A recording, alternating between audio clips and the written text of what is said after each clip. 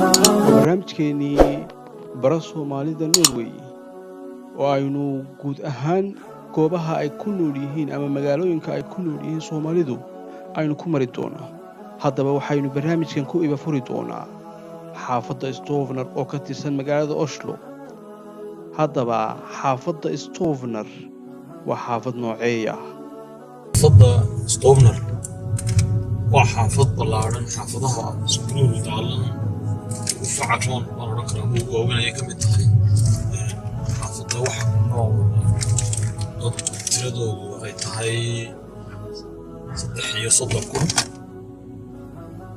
14,000 iyo 500 waxa weeyaan dad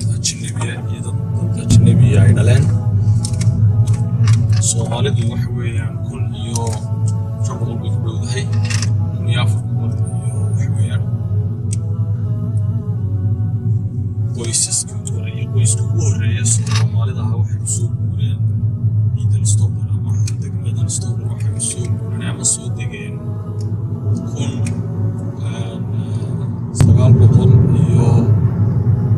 1975 sanadkaas ayuu qoyska ugu horreeyay Soomaaliya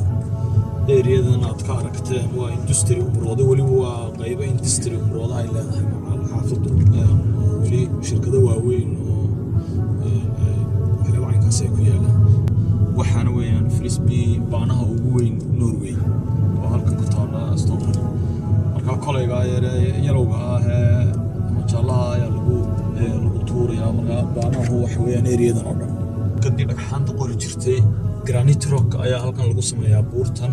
Trondheim Islaan baa halkan marta wadada Trondheim dheer ilaa magaalada suuqa ka timaada halka marka waxa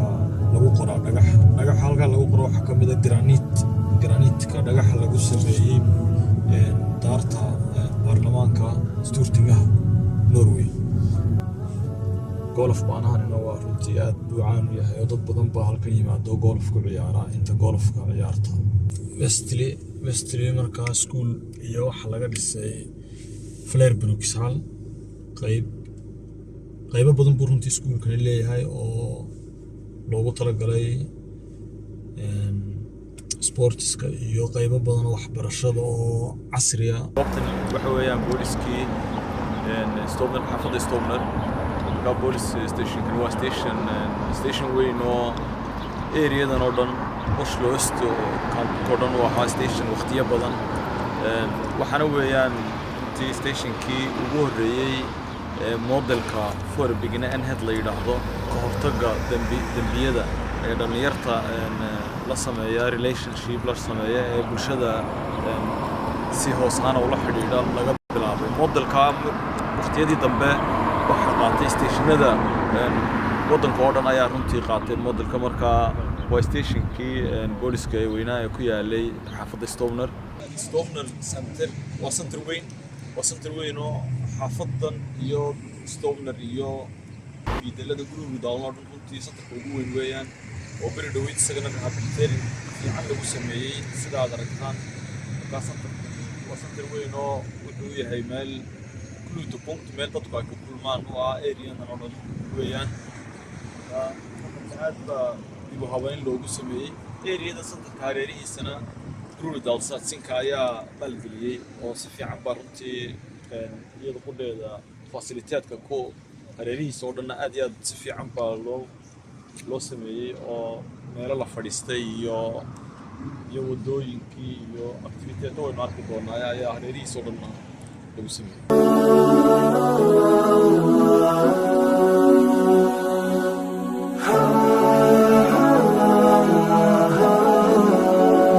gurigani waxa weeyaan guryaha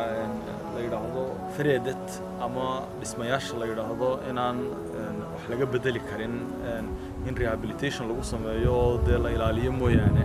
taasoo ah gurigu inuu yahay guri waqti hore ka jooga oo goorkan Fosumgård ku lug lahaa waqtiyadiisii kani waa Ovre Fosumgård baa la yiraahdaa waxa weeyaan waa goor markii hore waxay ahaan jirtay meel qoys degan yahay bilowgii oo waxa jira isaguna Nedre Fosumgård marka Ovre Fosumgård oo ugu weyn oo imika wali maaragtay fardo iyo xayawaan yar oo kala sii joogaan oo Stavanger center intii ku dhagsan oo dadku intay soo baxaan day yimaadaan ay ka qayb qaataan oo runtii meel qadiimi ah oo taariikh horena laho meelihii aasaaskii Stomner ah weeyaan Stomner toona ayaynu soo kornay Stomner toona waxa weeyaan waa toon laga doortay design fara badan oo loo soo bandhigay Beedle Stomner markii la doonayay in attraction laga sameeyo marka attractionkii waxa la doortay Stomner toon kana la doortay oo qof architect soo bandhigay oo runtii muhiimadaha lagu doortay waxa ka mid ah inuu natuurka inuu maaragtay dhirta iyo waxa uu ka samaysan yahay inaanay meesha qarinin wajahadaha laakiin oo haddana noqoto meel ay dadku ku soo hirtaan oo la yimaado oo caafimaad ahaan loo koro oo xaafad oo dhan halkan waxa weeyaan Tukrud schoolkani marka waxa weeyaan Ungdom school wuxuu ka mid yahay iskuulada Beedleka ku yaala ee dib loo cusboonaysiiyay schoolka sidoo u dhamaa marka ilaa area schoolku ku fadhiyo dhan la cusboonaysiiyay oo maaragtay carruurtu school cusub baad garanaysaa in kelimadii iyo waxyaabo badan isbedel badan ayaa lagu sameeyay area oo dhan marka iskuulada waynu arki doonaa ku yaala xaafada badankoodana saas si leeg ayaa loo cusboonaysiiyay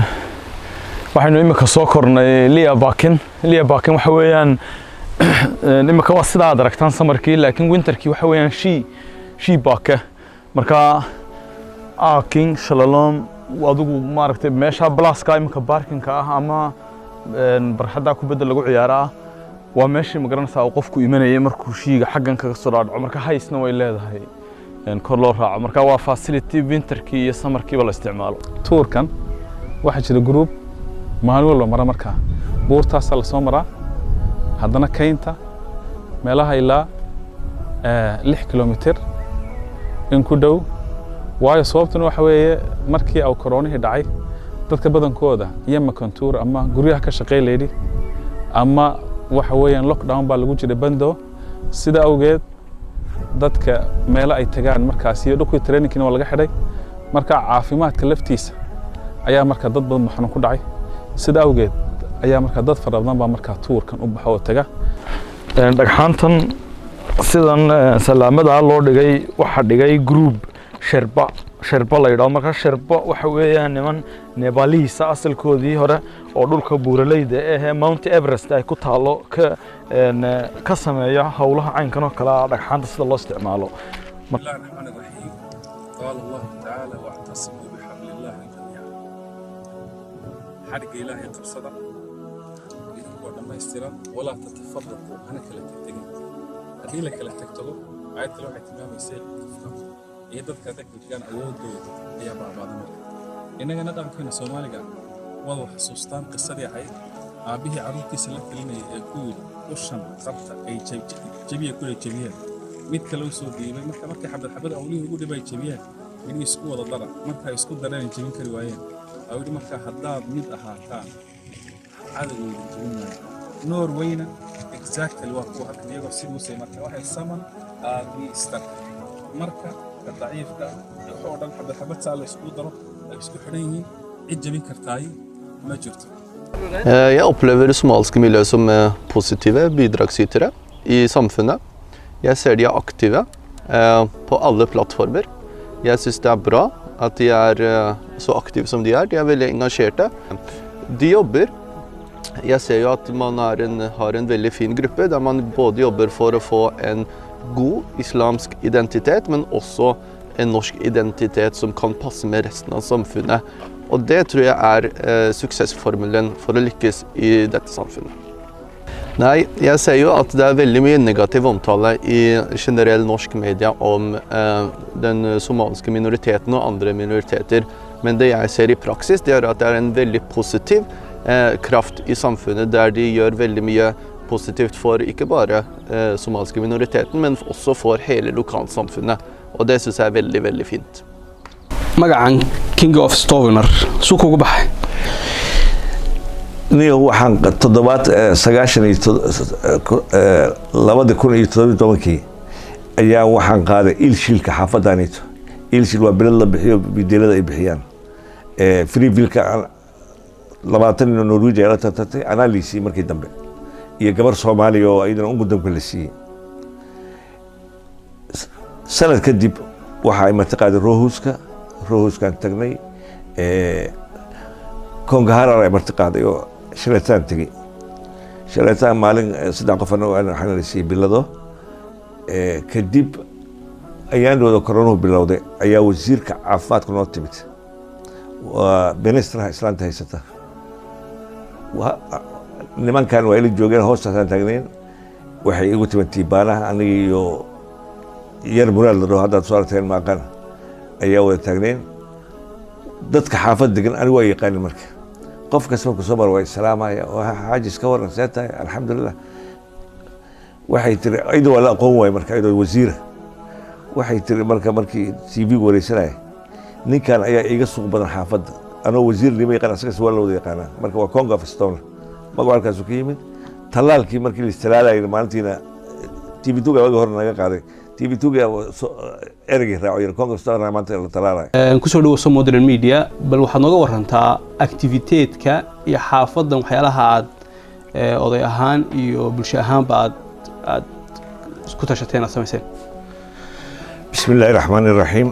الحمد لله رب العالمين والعاقبة للمتقين ولا عدوان إلا على الظالمين وما سنتهي حافظة مدة دقنة 20 سنة كله وحياة بدن بقى حافظة اللي قبتها أو فريفيل وبدن نقول لنا هذا SFF ستومنر فلير كتور فلينجي وأقول الصومالي سكون قدمان هين magacii waa bedelna bacdama ajnabiga soo batay waxaan ka dhignay multicultural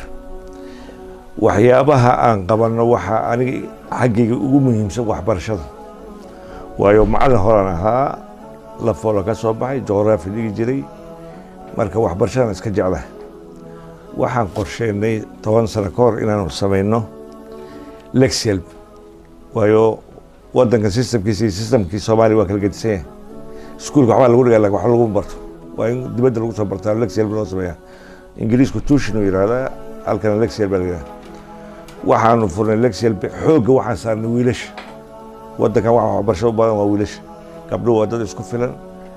لترتور كوحاقرس كيكون في عين لكن أنا واحد سمعني ويلش عن حوج صار هذا سنة كذا ودنا وملينا يا برشلونة أرضنا كسب بعدين إلا تبني ويل جامعة نوغلين haddana sanadkan laftigeeda 6-7 galaysa jaamacadda marka waxaan ku xoog saarnaa inaan wiilasha wax barno gabdhihiina waa ka fiican wiilasha dhowr jaamacad ka soo baxday ururku waagi aan asaasnay waxaan u dhiibnay dhalinyarada waayo dhalinyarada wax qaban karta qof weyn aan nidaamka aqoon systemka aqoon waxa ma keeni karo marka dhalinyarada gudoomiye noo ahayd haddoo Shucayb noo yahay Cabdullaahi nin naga maqan Soomaali jiraan ku jiro wadaadka iga dambeeyo Cali la yiraahdo iyo Ibrahim waa ku jiraan abjaam waa soo aragteen waxaan xoog saarnay waxbarashadiina waa ku guuleysanay waxaanu leenahay xaafad ahaan activity badan samarka kale waxaan qabanaa football activity 7 beri socda koobyaan u dhignaa ciyaalka xaafadda dhan isugu yimaada magaca xaafadii ku dheelaan waa dhalinyaro waxa ku jiro kale xaafadeena dhalinyaro wiil waxaa jira hadda aan soo saarnay oo volring u dhilo alag oo xaafad degan marka waa dadaalnaa adigu wixii suurtagal ah oo awooddeena waa qabanaa waxaan la shaqaynaa ururo badan oo ka mid yihiin Freeville Centralka urur kaloo la yidhaahdo think tank guruubo badan isku xiranahay biideelkuna waan ogyahay ayaan dhaweyto bishii dhaweyto corona markuu bilowday bishii 3aad ee 2019 shaqada aan bilownay ilaa hadda wadnaa sabti walba waxaan wacyigelinaa dadka waxaan qaybinaa moompinka waxaan ku shubnaa dadka antibagan siina waxaan kaloo sameynaa waxaa noo yimid wasiirka waxbarashada waddankanito 2 bil ka hor waxay la yaabtay ururkeennii waxqabadkiisa biideelkuna aad u noola socdaa waa wada shaqaan naga dhacayso waxaan kaloo sameynay ilmaha xaafadda degan bacdama biideelka aan anagu ka dhex muuqanay waxaan sameynay in ciyaalka shaqo helaan hadda hal sano waxay ka shaqaynayaan antibaagaas ay qaybiyaan mushaarina ku qaataan 200 kron saacadiiba ku qaataan 64 dhalinyaro Soomaaliya ka shaqaysa marka ajaanibku isku dar waa 80 dhowr ka shaqaysa laakiin 64 waa Soomaali xoogaas marka in ciyaalka hadda sabab iyo baa la bilaabanayo 200 qorteen dacwa noo socoto laga badiyo waayo lacag badan loo soo diray bidiilka hoos ah waa ogna bidiilka anagu laakiin waxaan rabnaa ilmahan inay wax soo saartaan waxaan kaloo ku qalqaalnay naafta waxay leeyihiin in tagtaan uga dhigayna waalidiinta waa dacwoonay ilmuhu lacagta qaata qof la weydiiyey male ayaga isticmaalo buugtoodii waxay ka dhigtaan dadaalkaasaan sameynaa aad baad mahadsan tahay waxaad iyada dhanka kale Soomaalida degan xaafadani say isugu xiran tahay iyo sida dadka kale ayna leeyihiin ay u arkaan bariyada in yar dul istaag wallahi waxay u arkaan Soomaalidu hordad isku xiran waay xaafadan aan deganahay Soomaalnimadaas naga dhaxaysa wax qabadku waa naga dhaxaya maamulo badan baan leenahay oo dumar ah rag ah macallimiin diin wax barta ah waa badanahay gurbo badanahay hal qof kaliya wax ma qaban karo gaalada tan wadankan degan iyo ajnabigan waxay noo arkaan dad fariya farati waayo dadka aad isugu xiran dadka wax istara sidaas awgeed waxaan nahay dad Soomaalidu dad aad isugu xiran markaad Norway soo aadaysay ama aad timi wixii aad la kulantay ee aadan islahayn waxaasi la kulmaysa ama shokarka kugu noqday markaad wadankan timi maxaad wax nooga sheegi kartaa waxa iga yaabay ugu badnaa waxay horta wadankan waxaan imid 89 bilihii December baan imid weligay ma arag meel baraf yaalo filimada ka jiraan afka qaac ka baxayo laakiin aniga waxaan noqday nin filimka jilayo December baan imid meeshan ayadoo qabow tahay baraf da'ayo waxaana ka soo baxay Saudi Arabia kulul waxba ma aan wadan jaakada iyo waxa ma aan aqoon airport-kan ka soo degnay Farnborough loo jiray airport-ka hadda inta kuma yaal waa la baabiyay airport-ka soo degayba waxaan dhulka wada cad baraf yaalo kaba ma wadano sandal baan watay anigu Sacuudigan ka soo qaado kuleelkaasaan watay waxaan la yaabo baraf waxa igu badnaa oo horta aan ku yaabo barafku ahaa markaan soo baxay dhowr mar aan ku fayo baalkaas wuxuu u baahan yahay qalab lagu socdo iyo kaba fiican iyo albaabkii waa ku kufnay markaas ambalaasna lagu qaaday qaarkeen oo 4 qof aan ahayn magaas ku nimid marka waxa igu yaab badan Norway kor kuma barafkaas midda labaad su'aasha labaad aan ku weydiinayna waxay tahay qof elite ah ama siyaasi ha ahaado ama bulshada meel kale ha ugu jira oo Soomaali ah oo aad taqaanid yaa noo sheegi kartaa wallahi Norway waxaan anu idin sheegi karaa Dr. Ali Maxamed Saalax waa nin saaxiibkayga waa nin Soomaalida u dhaxeeyo waa nin caalim oo aqoon leh xaafadan waxaan la degan Sheekh Mustafa marka labada nin baan anu ka sheegi karaa wax istaahilo in la sheego علي هذا الله كسر دوّس مودرن ميديا وحنو ربنا بل إن نجور بحسه استوفنر حافظ اللي هذا بحيث جد وأنت حافظها كله مقعد أشرو بسم الله والله ما سنتهي وكله هاي دنس أشرو وقرا حافظ استوفنر وهي حافظها كله وبدل أنت أشرو أشرو وحافظ بدن لكن استوفنر وهل حافظه كمده waxyaabo uga bedelantaa waxaa kamid ah sida hadda ciidaha kale waa xaafada kaliya ee aan magaalada u ciid tagin ee dadka bulshadeedu iyadoo waliba aysan Soomaali kaliya aysan xaafadoo dhan ay nagala qayb qaadato ayaa waxaan ku dukanaa hal meel anoo waliba u sameeyna caruurteena activity-yo kala gedisan meesha oo maalintii oo dhan ay caruurteena ay joogaan way wax qalabka ay ku ciyaaraan loo soo kireeyo loo soo dhigo oo ay ku ciyaaraan maalintaas labada ciidood ayaan waxyaabo uga bedelanahay ayaa kamid ah marka waxa kale oo kamid ah xaafadan sidii hore u maqasheenba waa xaafad isku xiran annagu laakiin bulshada kale la degan iyo biideelka intaba waxaan la leenahay wada shaqayn adoo maasanta laba su'aalood baan rabnaa oo aanu bulshada sirsoofna weydiinaynay su'aasha koobaad waxay oranaysaa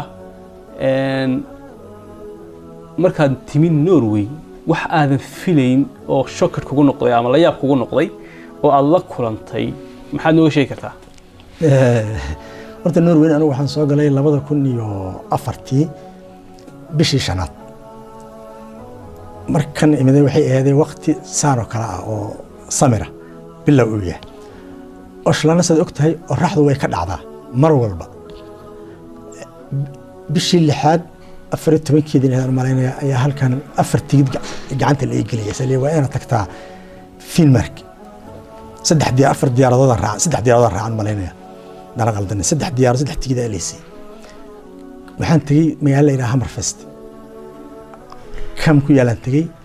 cidna kama aan noqonin Soomaaliya waxaa deganeeday dii ugu yaraatay 120 gaaris iska daa Janabiga kale waan yara daalanayo qof safaran ahayo markii aan seexday duhurkii iyo casirkii iyo maqribkii baan u soo kacay shantii salaadood waxaan dukaday ayadoo oraxdu dayayso masaajidku wuxuu ku yaalaa qayb dambe oo kaamka kamida marka waa inta kaamka ka baxdo soo wareegtay iridka ka soo gasho markaan soo galaba hooskiigu dhanka kale uga maraa oraxdu mar walba waan arkaa shantii salaad waan yaabaa aniga shaki salaadii ugu dambeysay salaada subax markaan dukanay ayaan xogaa yara kutub akhris u fadhiistay dadkii baa kala baxay imaamkii iyo aniga nin kale isku haran imaamkii uu yiri waxaan ku yiri sheekh waxay ma ku weydiin karaa suulaha asan ku shan salaad baan dukanay shantina oraxdu way ideeyay si xagee wax ka jiraan wuu qosla markaas wuxuu wad arki doontaa buu waqti weli uu ku dhibayay tii anigoo la yaaban ayaan kaamkii dadkii baan isbaranay yar kale oo ila deganaa ayaa aabihii soo waca wuxuu raab ka waran meesha tagtay wuxuu raab oraxdii meeshan aan joogo kama dhacdo suuriya oraxdii kama dhacdo wuxuu kama dhacdo miyaha oraxdu ma soo tagantay suuraha wallahi way soo tagantay odagii isla markiiba su'aal kale ma weydiin wuxuu iska dhaadhacay halka diima oraxaysan jirin ninkuna yar waxa ay ku soo dadaalo diinka quraanka soo barayo maarta ahlu salaada wuxuu aabo وما سكت هذا يقول صلاة ما سكت دايور ما تصقل ما هي ما يسوق كوبت إتلاهي أبا صلاة ما سكت داي ما والله أبا وأنتو كذا وركا أقبل ما يعود صلاة ديسي الناس مرة قالنا هل كي دجالة كونفليكت في بالعضو يسود عن إلا مركز دماني اللي يا ورا بركالة بلنو أبا حال كانوا فوقي هاي أنا سمعنا قاعد ضد استقال ما أبي بالله هذا وحنا هذا الواسطة اللي بتوين ولا هيسا markaas waxa ku dukataa adeer waxaan ku dukanaa calendar meesha yaala warqad meesha taalo qoran ayaan ku dukanaa maana oraxdu shanta salaado way inuu taaganta waan iska dukanaa ummadana sidii ku dukata wadanka joogto islaamka odayga markaas uu yara xogaa uu qaboobay uu sameeyay kuuri salaadii uu hayaa taayilaya badnataas ahaday horta ugu badnaaday aad baad maasan tahay waa aad bay u tahay wax maaragtay shocked ah su'aasheena ugu dambaysa qof Soomaali ah oo haldoor ah bulshada Soomaaliyeed ee Norway ku dhaqan aad isleedahay waxtar buu yahay caan ah waa taqaanid oo noo sheegi kartaa ma jira bismillaah wallahi horta niho Soomaali badan horta haldoor ah jirta oo bulshada wax badan ku soo kordhisay balse haddii anigu aan ka soo qaato qofka iigu dhow on isleeyahay waa la shaqaysay oo wax baad ka ogaatay waa ninkii hadda waraysiga iiga horreeyey boqorka ahaa king of Stofner xaqiiqdii ninkaasaan dhihi karaa waa ninka ugu waxtarka badan amba hadduusan ahayn nacayad lamidka ah qofka ugu waxtarka badan sababtoo ah waa shakhsiga keliya qofku haddii uu xaafadda ku cusub yahay iyo hadduu 20 sano joogay isku si yani u caawiya waa ninka keliya ee bulshada degan Stofner ka caawiya xagga biideelka xagga caafimaadka xagga talada xagga yani maartay hada informationada waa shakhsiga keliya ee aan daalin oo arki karto subaxdii morning asigoo taagan ee dhahaya waxaan qof ballan kula leeyahay oo rabaa inaan caawiyo magaalada meesha ugu dambaysa waa duhurkii haddaad istiraado dadka waxoogaa yara kuleel yara harsanayaan waa ninka taagan ee dhahaya haddana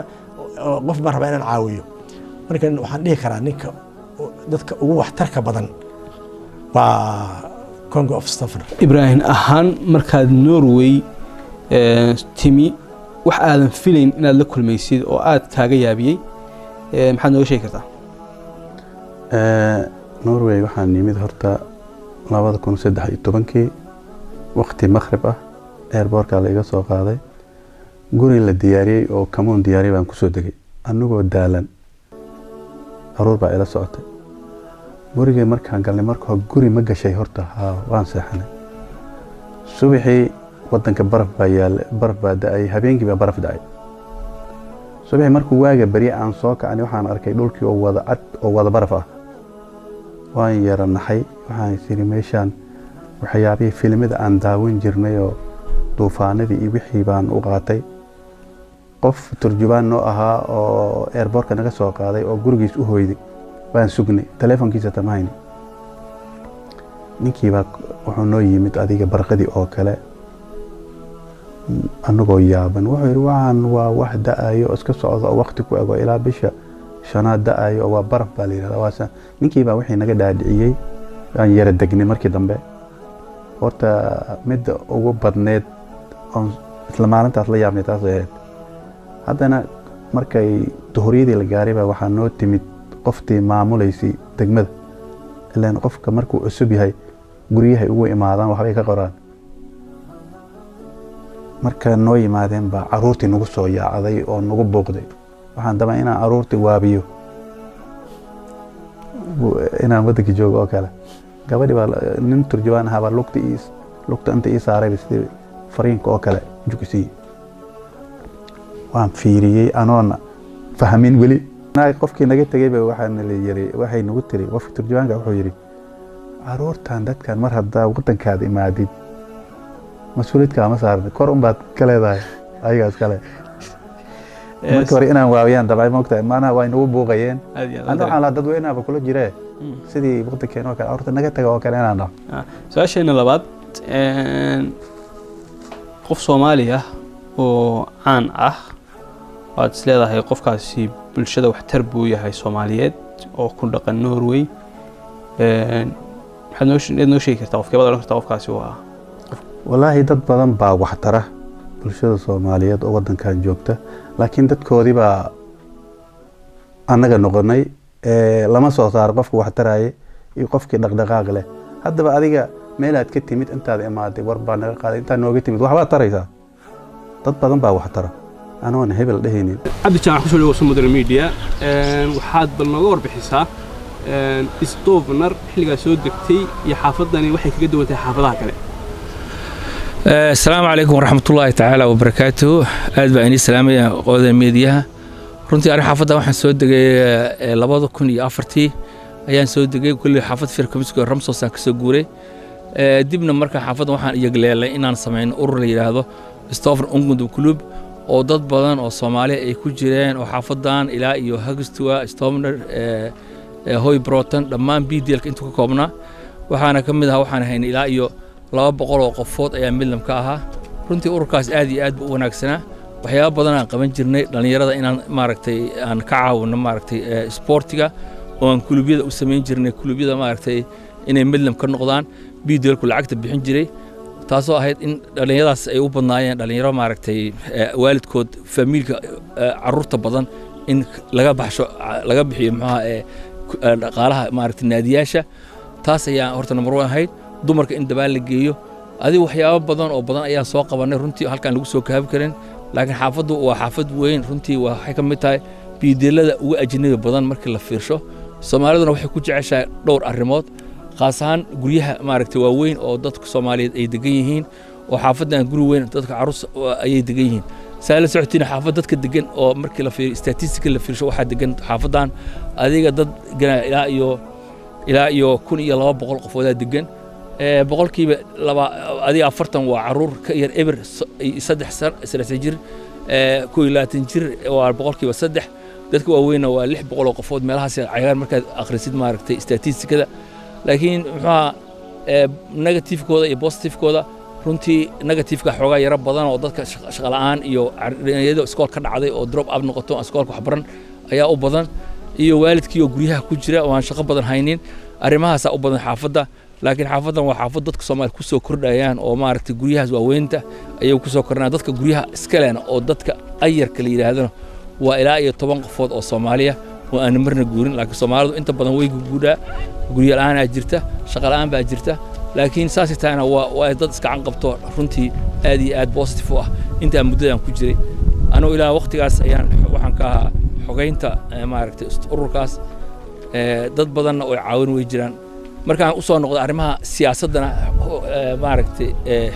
xaafadan waxay soo saareen gabar la yiraahdo Maryan Xuseen oo runtii ahayd la doortay ka noqotay vaare ama xubin suge ka noqotay suurtiga xisbiga SVga oo noqotay markaas xubin suge haddana suurtinka qof baa ka baxay meesha ay gashay ayaan soo saarnay walow Soomaali badan ay jiraan oo hadda markii la qiyaaso Soomaalida degan Norway ay gaarayso macnaha 45 ilaa 100 ay gaarayaan taasna ay dhacdo inaan qofna xisb suurtinka ama xisbiga qofna u galin taasoo caqabad ku ah Soomaalida maadaama ay Soomaalidu ay yihiin dad kala qoqoban khaasaan markii loo fiirsho qabyaalada iyo ay maartay wax qoqoban laakiin haddii dadka siyaasiyiintu intay isku tagaan ay laba qof soo saaraan waa meesha kaliya ee Soomaalidu ay suurtinka ama baarlamaanka Norway ay ka heli karaan 3 qofood ilaa iyo 2 qof ilaa 3 qofood marka siyaasadda dhinaceedana waa ka liidanaayo annaka is qobnay annakii aan dadka rabin hadda waa aragtay markii dawladaha hoose la dooranayay 4 qofooda sharxanayd ilaa hadda wax soo galay ma leh qof vaara noqdo ma ama xubin suga noqdo ma qof kale ma soo galin haddana markii hadda suurtinka hadda dhawaan la dooranayo laftiisa dad badan baa sharaxay xisbi kastana Soomaali buu raadinayaa laakiin dhibka jira waxay tahay Soomaali haddaysan midoobin oo isugu tagin hal qof ama hal shakhsi oo soo baxa taas dhibaato kale keeni doontaa Soomaalidu meesha way ka bixi doontaa haddana waxay noqon doontaa dad meelaha joogo aan mid kale saada socod statisticada dadka Pakistaanka wadanka ku badan xaafad degan maxaa Norway Soomaalidu waa ka Pakistaanka ka badan tahay saada suurtinka xisbi aysa ku jirin marka xataa FRB ku jiraan oo central ku jirtaan oo SV ku jiraan oo waxay ku jiraan xisbi kasta ku jiraan laakiin Soomaalidu dhibka jira waxa waaye anakii ayaan wajib buuxin anakii ayaan qof noo fiican aan aqoonin midda kale dhibaatada kalena waa inta badan codka ma galaan oo doorashada ma aadaan sida dumarka badan dad badan oo dumar ma aadaan dhalinyarada iyo rag dad yar baa doorta saasitaana waa dadka ugu baahi badan in la caawiyo marka anigu waxaan soo jeedin lahaa inay Soomaalidu xisbiyada galaan masaajidka la hadlo laftiisa ma fahanti masaajidka la hadlo oo la yiraahdo warmiyo dadka fasaxa oo dadka codka ha giibtaan oo dad aan doorano oo aan ka kacno sababta guriga la'aanta iyo dhibaatada haysta aan ka baxno marka aanu intaasaan ku soo koobi lahaa laba su'aalood oo aan soo modern media ahaan reer Stockholm inaan weydiino aan u qorsheynay su'aasha koowaad waxay odhanaysaa Cabdi Jaamac ahaan Norway marka aad timi wax aadan filayn inaad Norway ku arkaysid oo aad la kulantay oo ka yaabiyay ma jiraan haddii aan su'aasha isku dayo inaan ka jawaabo horta markaan waddanka imaaday horta waqti samar waqtiga camal imaaday June baa imaaday markii de waqtiyadii qaboobaha ee qabarku soo deen runtii shock bay ugu noqotay sababtoo kabihii aan qabay iyo dharkii aan qabay iyo noloshii aan qabay waa isbedelay dhowr jeerna waan dhacay marka anoo basaska maraya ayaan dhacay oo ayaan basas meelahaas ku dhacay haddana waa dhaawacnay waan jabay isbitaal baa la dhigay kabacdi waa maaragtay marka dhibaato ay soo gaadhay intaas horta ugu badnayd qabowgii iyo barafkii iyo maaragtay climate-kii meesha jiray oo aniga aan u baran markii hore ayaa isbedelay iyo dharkii aan qaadan jiray iyo cimiladii horta taas waa igu adkaatay waxay ugu weyn noqotay marka su'aasha labaad waxay odhanaysaa qof Soomaalida wax tar u ah aniga dadka aaminsanahay inay wax u qaban karaan dadka aan dhihi kara haddii la isku tago oo hal qof la soo saaro la sababtoo aan dadka taageera gabadha Faadimo Cali Madar dadka taageeraan kamid ah oo maartay xisbi ul orleeya ani waxaan mise gabadha haddii la soo saari lahaa waxyaaba qaar kood isbedeli lahayn waasaan aaminsanahay ma fahanti sababtoo ninkaas mabdus moogta gabadhaas aan oleeya gabadhaas haddii la soo saaro ay suurtinka tagi lahayd laga yaabo inay wax badan qaban lahayd aniga gabadh شعيب ياسين محمد وحوي وأنا صوماليا وحن دقنا أصله إلا لقى بلعبه شنيو سجاشن كي oo iskuulka waxaan dhigan jiray ila iskuul centrumkan markaa deganeen marka waqtiyadii dambe waxaan soo guuray areadan Gururu Daalan la yiraahdo Stobner oo deganahay imika ay kamid tahay runtii in badan ayaa waxaan ka shaqeyn jiray areadan arrimaha bulshada biidal Gururu baan ka shaqeeyaa arrimaha dhalinyarada waan ka shaqeeyaa biidalka ayaan toos uga shaqeeyaa laakiin politiski vibe waxa la yiraahdo ayaan biidal Stobner ku jira golaha deegaanka ee la soo doorto oo ka kooban 15 xubnood marka biidal Stobner ayaan biidal isbitaalkiisa waxa weeyaan golaha deegaan degmada Stobner ayaan kamid ahay oo waxaan halka ku metelaa xisbiga Arbeider Party-ga Norway baa timi waa wadan ka duwan wadankaagii wax badan oo kala duwan bay Soomaalidu markay timaado shak ku noqdaan ama la yaab ku noqdo markay wadanka yimaadaan adiga wixii kuugu yaabka badnaa ee aadan filayn inaad arkaysid ee markaad Norway timi aad aragtay maxaad oran kartaa صح runtii waxyaabo badan baa horta noqonaya ma garanaysaa marka anigu haddaan soo koobo waxaan xasuustaa beriga Norway yimid ayaa waxaan lagu yiri maanta maalin baa iskuulka oo anigoo iskuulka ku cusub oo iska ayaan groupkii markaasaan lagu yiri maanta waa la cadceedsanaya samar baa markaa lagu jiro iskuulkaas ii dhamaanay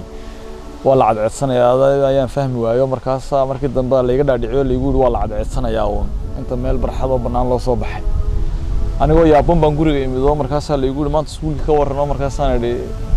maanta waa la cadceedsanaya oo markaas anigoo yaaban oo markaas la igu qosqoslay guriga la arkay inaanan cadceedsigaan la yaabanahay marka anigoo wali la yaaban